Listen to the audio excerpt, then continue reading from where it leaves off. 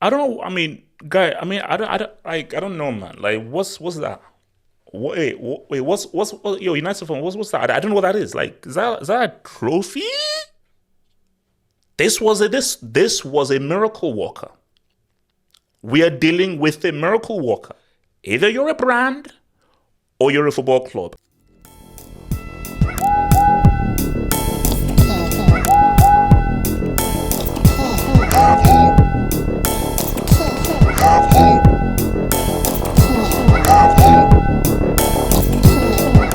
I have zero sympathy. Let's start there. I have zero sympathy for United fans because this is what you call fairness. Before we really get into the nitty gritty and everything, I feel I have to start there. This is needed because this is deserved. This is deserved. Because do you know why I have zero sympathy? Why I have no empathy? Because of this dude. Growing up, United won everything. They won every time. And it was a national holiday. It was a moment of celebration when United lost. They won so many times. They had such a stranglehold on the Premier League. They legally and illegally adopted English football that whenever they lost, it was a moment of celebration. So I had to grow up United winning everything. I had to grow up with my big bro lapping it up, Cantona being that dude, and United just being that era of excellence. And me now saying, how the hell did we lose 2-0 to Bradford City away with Dean Winders scoring a two-piece? So that was my life. that was me. So with the amount of success that United have, I feel it's only fair that this is happening now. Hence why I can't have any sympathy because you had it good for too long. Now, if you're of a certain age and you didn't enjoy that, then it is what it is.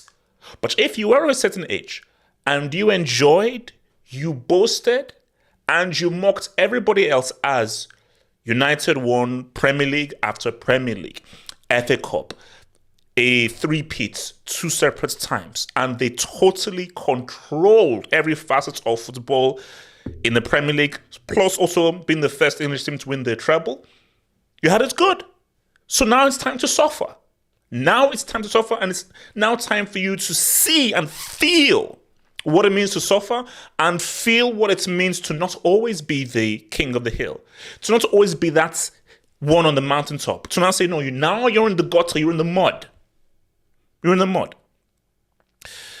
So that's the key thing there. Just I want everybody just to be clear here that I have no sympathy. I don't feel sorry for United fans. I don't feel any empathy towards United fans. I don't feel any sorrow whatsoever because this is deserved. Because I feel you still have at least 10, 12 more years to go of this because you had 20 plus years of success. You need 20 plus years of failure and misery. That is only fair. So you still have a long way to go so that we can balance up the scales. So put that to one side. And also, you made me cry. United winning the treble. I bet everybody that United wouldn't win a treble because I was so sure how they won the treble and the manner in which they won it. I punched a wall, almost broke my knuckles. I punched a wall in anger and I cried. Based on how much I hated United. I hated United before I supported Chelsea. Maybe it was the whole brotherly rivalry thing, but I hated United before anyone else. So my despise of United runs deep. It runs deep. I even was speaking on the phone with my bro. My bro was like, man, we're down bad. I'm like, yes, bro. It's time for you to suffer. It's time for you to freaking suffer. So but that's one side. Let's start from the beginning.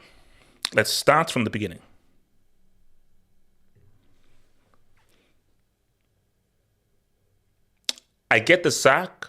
He deserved a summer. I get the sack. He deserved a summer. That's my view. I feel he deserved a summer. Following in the footsteps of this dude was always going to be was an impossible task. Ferguson is in the conversation as one of the greatest managers of all time. one of the greatest managers of all time, how he built that United team pretty much from nothing and pretty much molded and forged that team. This wasn't Pep Guardiola taking over a Barca team who had already won the UCL years prior and had the kind of talent pool of the Spain golden generation. This guy took kids who everyone said, you can't win this with these freaking dudes, and he helped build them. Anybody that can make the Neville brothers football players at an elite level is a GOAT. So it was always going to be a hard following in his footsteps. But I might be in the minority here, and I've been saying this and I've been consistent with this for several years. He deserved a summer. He deserved a summer. Back then, in 2014, I get why he was sacked. Based on where they were under Fergie, and it was too much of a fall down, because this is what they look like here. So there you go, 38 games played, 19 wins. So 19 wins, 7 draws, 12 L's. And that 64 points, 7th. From winners and champions to 7th, that was a crazy fall off. So at that time, I get why you'd have to sack him, because that is way too much of a drop off. And it was such a shock to the system. They're like, oh, we really messed up getting Moyes, even though Fergie wanted him. But as bad as this image looks, I felt that, and it would have been a very tough decision, because trust me, if I'd advised United to be like, don't panic, it was always going to be a hard following in Fergie. Give him a summer to learn the ropes for the team and so forth. Nobody in 2014 would have listened to me. So it's a difficult one, because I think it would make sense to keep him because of how great Fergie was and how much of a supernova of a manager Fergie was and how Fergie could turn dust into gold. But to go from champions to 7th and 12 losses, that's a fall off. That's a crazy damn fall off. So I get it to understand. It was a crazy fall off. It was a crazy fall off, man. But so I'm going to talk about mistakes. So the mistake, 2 mistakes were made. The mistake number 1 was hiring Moyes. Fergie was the guy who hired him, but Moyes was a mistake, because really, we'll get to him, a certain guy from Portugal, not naming any names, should have been next in line. But based on that time, I don't think he was available. But whatever the case may be, this job, at the time, not now, because trust me, the whole thing of like United, the job was too big for people, that doesn't lay claim in 2023. In 2014, the job of Man United had to go to a big manager, and the job was clearly too big for a guy who all we knew was him punching above his weight for Everton. So the first mistake was hiring Moyes. Second mistake was firing him after 1 season. As crazy as that was, and people will not agree with me. People may not agree with me. I get it. I still believe that he should have been given a summer, because following in his footsteps of Fergie, because people didn't appreciate just how crazy Fergie was. But it is what it is. But those are 2 mistakes. Firing him, but the bigger mistake, the main mistake was hiring him in the first place. The main mistake was that is not the manager to follow in the footsteps of freaking Alex Ferguson. No. And punching above your weight in a team doesn't equate to you being able to say what's up at a big club. Ask your boy Potter and Pochettino. Now, this made sense. This was not a step in the right direction. We saw what he did with Barcelona. We saw what he did with Ajax. Winning that UCL with Ajax. So this was a guy who had the personality, the resume, the character, the personality, and was a fit for managing a big club. Because this wasn't a guy, I managed Everton. No, this is UCL winners with Ajax, Barcelona. Freaking Barcelona. And I think had he managed Netherlands before? I'm not sure. But yeah, Barcelona. So, and also remember, he had just come off of a very impressive, taking a medial Netherlands side to the World Cup semi-finals in 2014. So, first season, 4th, improvement, 70 points. Again, not the kind of points we would like, but still, it was an improvement. It's better than 7th. So this was a step in the right direction here. And then I believe his second season, missed out on fifth by goal difference. Missed out on fifth by goal difference. Again, I believe this was a mistake in sacking him. I understand. If we rewind our minds back, too much passing, not really going anywhere, very pedantic. But especially when we see how things have now gone through with United, Van Gaal should have been kept. Because he knows how to work with young, bro. He is the young player. Remember, he's the guy that I think brought Martial. We saw what he did with Ajax. This was the guy, because what should have happened, this was now another mistake for United. Rebuild. But they were still in the mindset of, no, we need to be Manchester United and really maintain the high levels of Manchester United. Whereas what should have happened was, Fergie is a special guy. You see, there's going to be a running theme here. And the running theme here is a lack of appreciation of who Fergie is. That may sound crazy because people are like, wait a minute, of course we appreciate Fergie. People really appreciate Fergie. You appreciate Fergie in terms of, he's won so many things, amazing things. They don't appreciate Fergie where Fergie worked wonders. As in, give him scraps.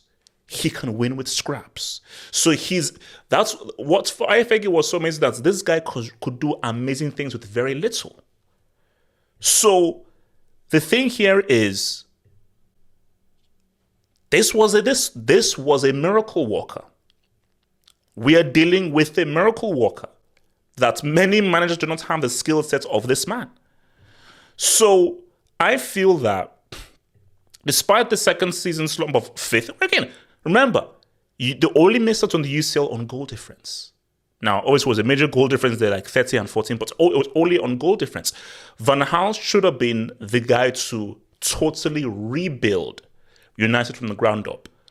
Integrate younger guys, get them with a psychology, a mentality, and now start to give United an aesthetic. Funny how history repeats itself. What Van Gaal should have been brought to do is what Ten Hag should be doing right now. Both Dutch, both from Ajax.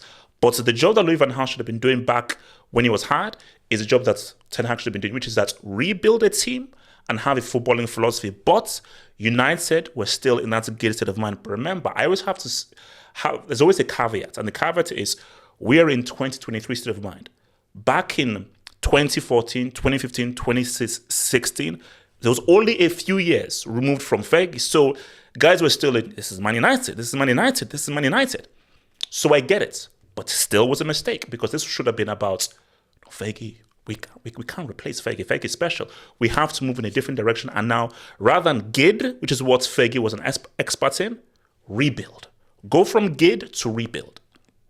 So those are his 2 years.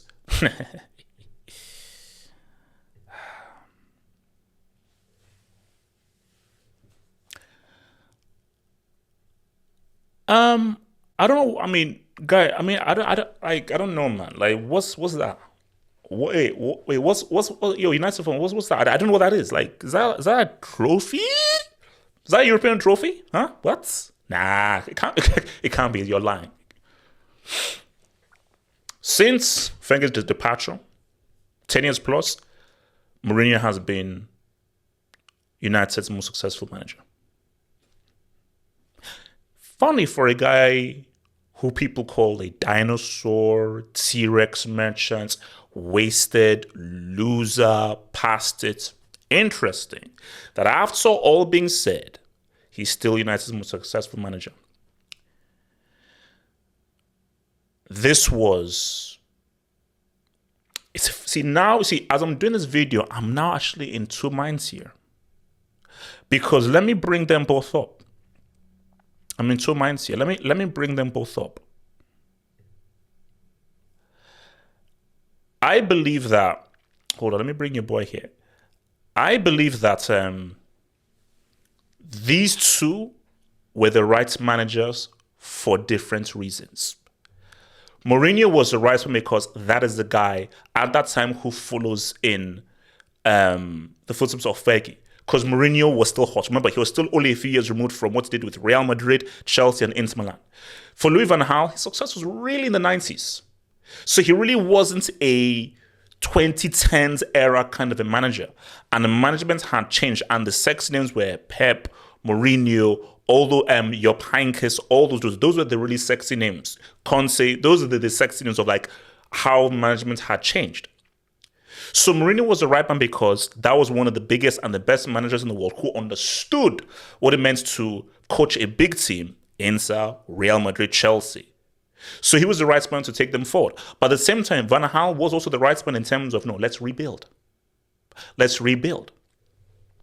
But the key thing with Mourinho is they took the side of the players. And I get it. The players, they're the assets.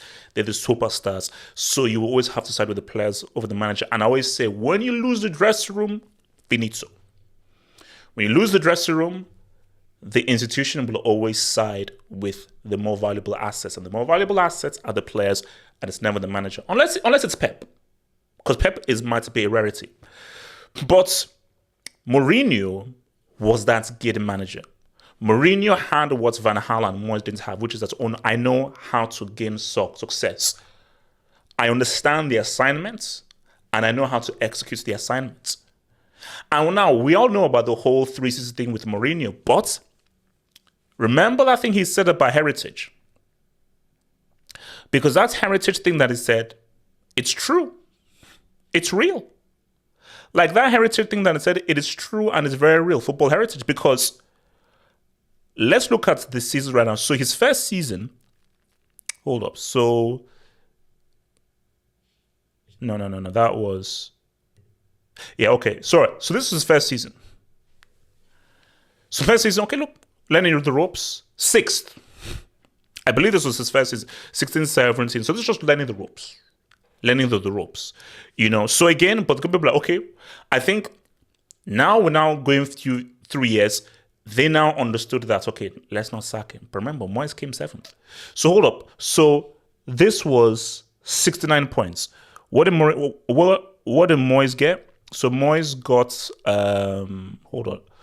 Moyes got 64. Oh, sorry, no. Yeah, he got 64 points. So only 5 points more. Only 5 points more. And only one position above, 6th. So this was actually pretty similar to Moyes. But I think United right now, they understood, okay, fine. Let's not be too trigger happy. And Mourinho, and also, let's be real, Mourinho had more credit in the bank. But then we had this though. This was United's highest finish since Fergie left. Now, that is a huge margin because one team got a freaking 100 points. So one team got 19 points more. So it was a 19 points gap. But we're talking about, in my opinion, the greatest Premier League team of all time. So that's finish, 81 points, second, 25 W's, 6 draws, 7 losses. So and again, it was a vast improvement over 7th, 4th, 6th, 5th. It was a vast improvement. Plus the trophy. The key thing as well was the trophy. So that trophy was key. So my thing here is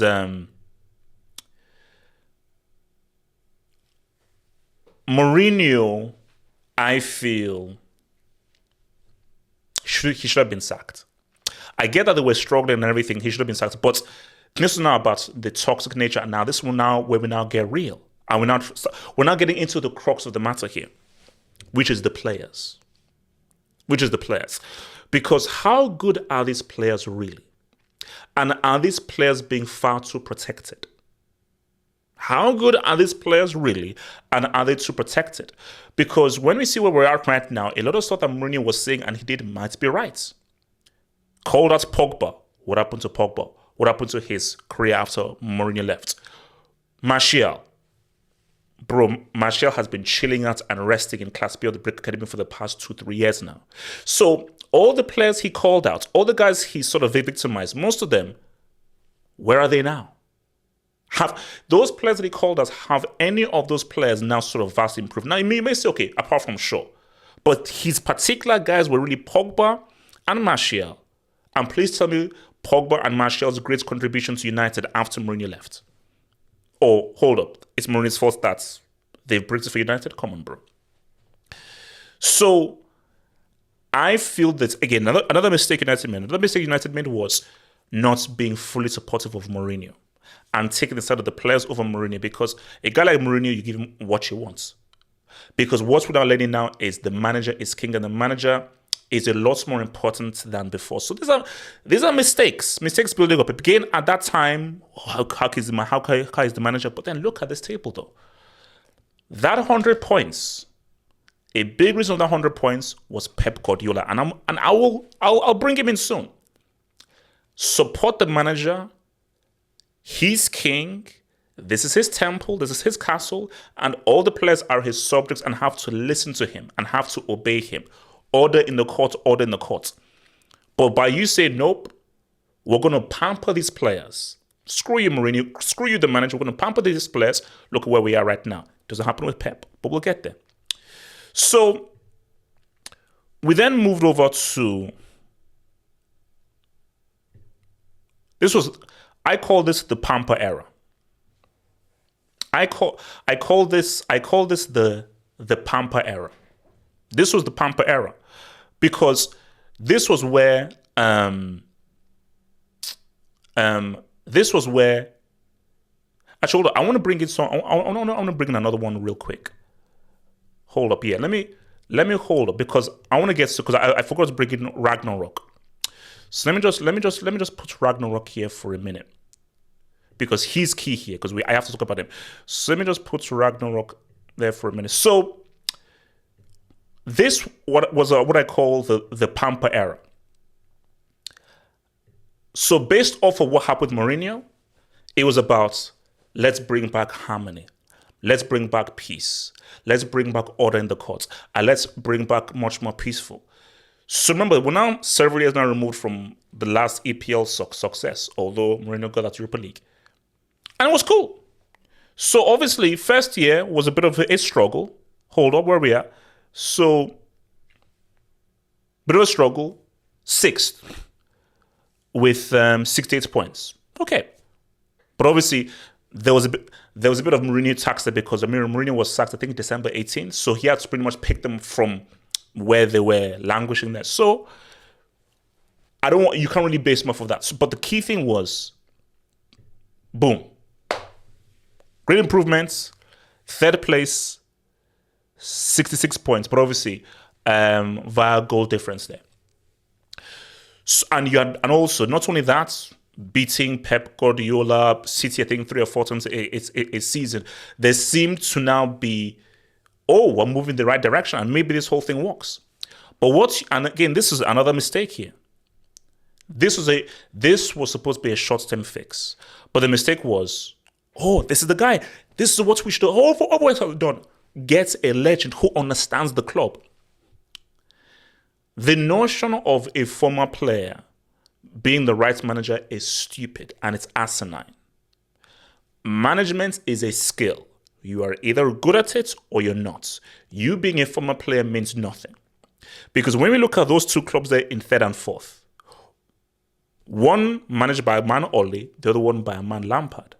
And what we now come to realize is both of these managers ain't very good. Now, Ole is way better than Francis.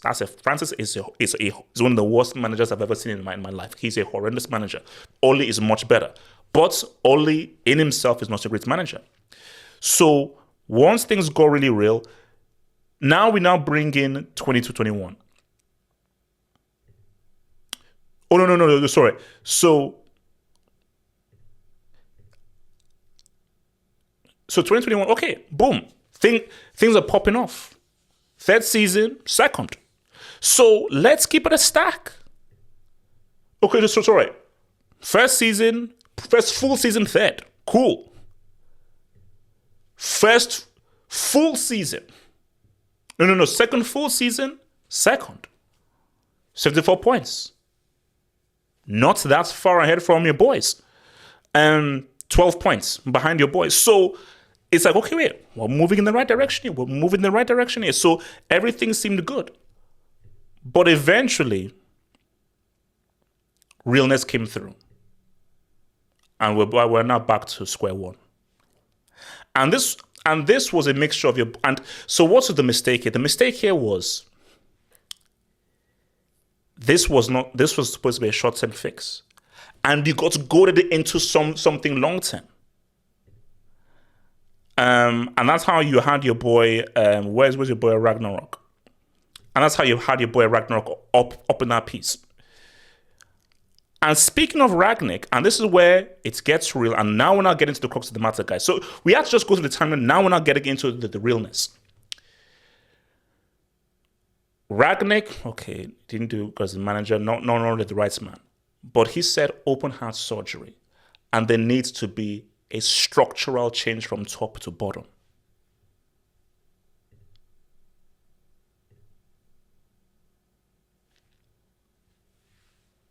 This is the reality. Because my thing here is sack him. Sack Ten Hag. But the problem will still persist if our dear friends in the top right-hand corner are still in charge. Because it's about structure. You can bring all the managers in the world, all the managers.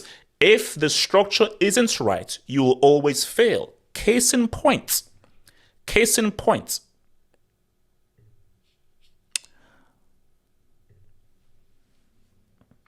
Sheikh Mansour is a football fan and loves football and understands football and the essence of football. So every decision he makes is to how do I make City winners? And he understood that Pep is an amazing manager, doing superb things, now fully 1000% support him with everything he needs to win. Because in his main mind, it's about winning football. Case in point, Abramovich, hardened football fan, loves football. The money he spends, the decision he makes is how can I make my team be successful footballing-wise? How can I make my team footballing successes? It's about this. The structure comes from the top to the bottom. And the issue we have with these guys where it's purely a business here. It's purely a business. They're not football guys. They don't care about football. They don't understand football. So any manager they bring in, they don't understand in terms of footballing director, right scouts, right recruitment, a right footballing structure in order to make your team good. They don't care about that. All the Glazers see is United the brand. It's United the brand. So until the structure changes, nothing will change. We know Pep is good. We know Pep is money. But a key part of Pep's success is the ownership. Because it comes from the top down. Every facet of a football club is important to winning. It's the manager, his coaches, the scouts, the dietitians, the physio, the training facilities, the training pitch, every single aspect is important because everything contributes into ensuring that your team is given the best possible chance to succeed. Who do you recruit? What is their training regime? What are their training facilities like? What is the coaching like? What is the recruitment like? What is the scouting like? All these things matter. So the entire facet of the club matters. So it is very myopic for you just to look straight at this dude like this. Because here's the thing. This was the best and worst thing that happened. Because remember when I talked about Louis van Gaal? Ten Hag was supposed to do what Louis van Gaal, I think, was doing and on his way to doing. He was supposed to bring in youth players, bring in a psychology, bring in a mentality. But that can't happen if the structure is messed up. Van Gaal was able to do that at Barcelona and Ajax because the structure was there. Ajax is a football club. Well, it was back then, but I don't know what's happening now. But Ajax is a football club. Barcelona is a football club. Manchester United is a brand. So if you're a brand and Ten Hag is coming into a brand, how is he supposed to build a footballing culture? To build a footballing culture and a psychology and a personality and an aesthetic, every facet has got to be pulling in the same direction. One part of the club can't be brand, another aspect now be about football club. Everything has to be football, football, football, football, football, from the top to the bottom, from every single denomination has to be football, football, football, football. So, because my thing here is this. Sorry. Yeah, let me see this right here. This right here. Sorry. There we go. This right here. This was the best and the worst thing that could happen to Ten Hag. A trophy is a trophy. Now, I ain't rating the Carabao Cup from now up until the aliens invade this planet. I'm never rating a Carabao Cup, but it was a trophy. You won something. It's something to go in the cabinet. So it's good, but it's bad because it gave Ten Hag a false sense of success. So Ten Hag was like, oh, this gate thing is working. Let me keep going because I'm a fix-it-gate manager. Ten Hag, you're not Mourinho. You're not Conte. You're not these dudes. You are supposed to be a philosophy manager. So that's all cool. But now we now see the penny has dropped and those results that he was able to extract are not extracting anymore. Because we're living in a world where philosophy is king. Philosophy is king. Because the philosophy here is Pep Guardiola. He's king, he's master. You go out of line with Pep, you're out. And City will always favor Pep over any player because Pep is the engine that runs everything in terms of how the team operates. So that is the personality and the philosophy. For this, it was Abramovich, which is it's about winning. When you come, you were expected to win. And Abramovich knows that the manager I am hiring, I know the kind of manager to hire because I believe this manager is going to wield me success. It didn't always work out. But for the best part of his tenure, he had more W's than L's. He had more peaks than downfalls. So the philosophy was win and get it done. If not, you're sacked. That was it. But for the Glazers, there is no philosophy. What is the philosophy? So for United to change and to get better, you have to change the structure. Because the thing, Arsenal are lucky. Because this is similar to what's happening at Arsenal. It's similar. Because the Kroenkes, they don't really care that much about football. Although I do feel the Kroenkes are a bit much more sporting minded than these guys. But I think Arsenal just got lucky with, look at what Arteta is doing. Oh, this is cool. This is fine. All right, let's cook. So hoping for that Arsenal situation isn't smart. So for United to change things, you've got to get rid of the Glazers because you have to build a footballing structure. But what do you do now? Again, we're here now. There's no point in bringing in a new project manager because United is not structured in a way that will allow a project manager to succeed. As we saw with Van Gaal and as we're seeing with Ten Hag. What you do now is you hire a manager who can get results and win with these players. It is not sustainable. It is not smart. But this is where we are. Because you should start a project, but that only happens if the entire structure of the club changes. If not, United are super screwed.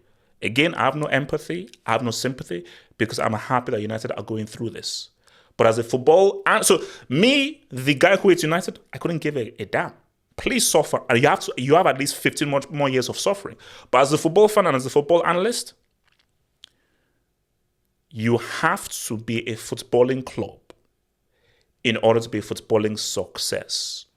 A brand that acts as a brand and focuses on a brand that thinks that they can compete with the likes of a Man City, a Real Madrid, and all these kinds of teams and things you can win, you are sorely mistaken. So choose. Either you're a brand or you're a football club. If you're a brand, give Rashford a 3,000-year contract. Keep Bruno, keep all these dudes. If you're a football club, Bruno, Rashford, all these guys, they're not good enough. And you build from the ground up and start to build a team that has a footballing philosophy and an aesthetic and a personality moving forward.